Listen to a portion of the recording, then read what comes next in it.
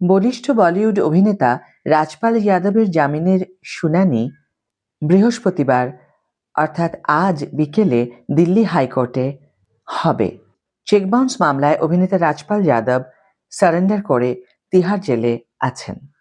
রাজপাল যাদব 2010 সালে দিল্লির Murali projects private limited থেকে তার পরিচালনায় প্রথম ছবি আতা পাতা লাপাতার জন্য 5 কোটি টাকা ধার নিয়েছিলেন, কিন্তু ছবিটি ব্যর্থ হওয়ার পর তিনি সেই টাকা পরিশোধ করতে ব্যর্থ হন। 2024 সালের মধ্যে এই টাকার পরিমাণ বেড়ে 9 কোটি টাকায় পৌঁছে যায় এবং রাজপালের বেশ কয়েকটি চেক বাউন্স হয়ে যায়। 2018 সালে একটি ম্যাজিস্ট্রেট আদালত তাকে এবং তার স্ত্রীকে দোষী সাব্যস্ত করে, যা 2019 সালে অন্য একটি আদালত বহাল রাখে। রাজপাল দিল্লি হাইকোর্টে আপিল করেন।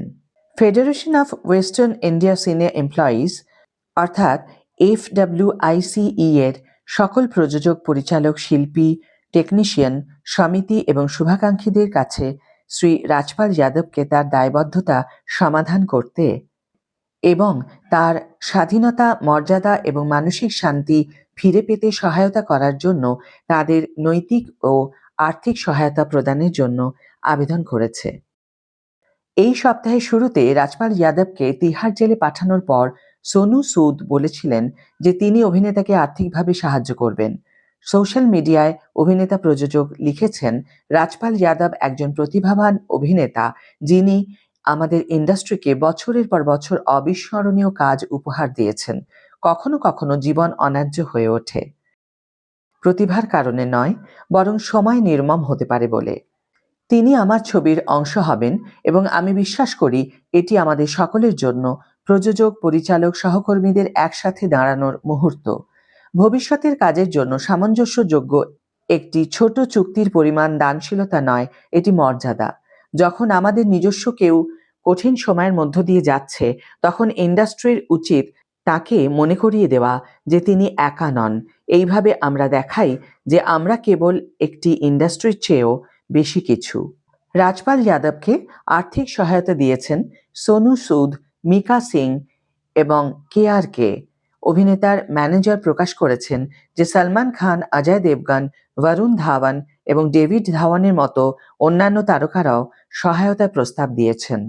সংবাদ সংস্থা PTI এর সাথে কথা বলতে গিয়ে রাজপালের স্ত্রী রাধা যাদব বলেন, সবাই তার পাশে দাঁড়িয়েছে, ইন্ডাস্ট্রি সমর্থন করেছে, যারা সাহায্যের হাত এগিয়ে আসছেন তাদের সকলকে অনেক ধন্যবাদ। রাজপাল যাদবের 25 বছর ধরে ম্যানেজার গোল্ডি জৈন PTI-কে বলেন, মানুষ সাহায্যের উদ্যোগ নিয়েছে, তারা সকলেই সাহায্যের প্রতিশ্রুতি দিয়েছে। এর অর্থ কেবল আর্থিক নয়, এটা সত্য যে সালমান, অজয়, বরুণ, ডেভিড এরাও ফোন করেছেন। তারা কি ক্ষমতায় এবং কিভাবে সাহায্য করবেন এখনো তা জানা যায়নি। তারা সকলেই রাজপাল ভাইয়ের শুভাকাঙ্ক্ষী। বলিউড ইন্ডাস্ট্রির অনেকেই রাজপাল যাদবের পাশে দাঁড়াতে তিনি জামিনের আবেদন করেন। আজ দিল্লি হাইকোর্টে সেই জামিনের আবেদনের উপর রায় দেবেন জাজ। 9 কোটি টাকা ফেরত না দেওয়ার অভিযোগে তিনি এখনো তিহার জেলে রয়েছেন। অভিনেতার ভাগ্য নির্ধারিত হবে বলে আশা করা হচ্ছে।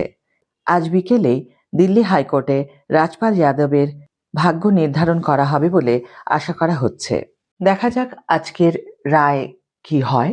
কামনা করি এত বড় একজন অভিনেতার হেনস্থার অবসান ঘটুক, কারণ মানুষের খারাপ সময় আসতেই পারে, সেই সময়টাকে কাটিয়ে উঠতে কিছুটা সময় লাগে এবং ইন্ডাস্ট্রি সকলেই যখন তার পাশে আছেন, তিনি নিশ্চয়ই এই দুরবস্থা কাটিয়ে উঠবেন বলে আশা রাখি।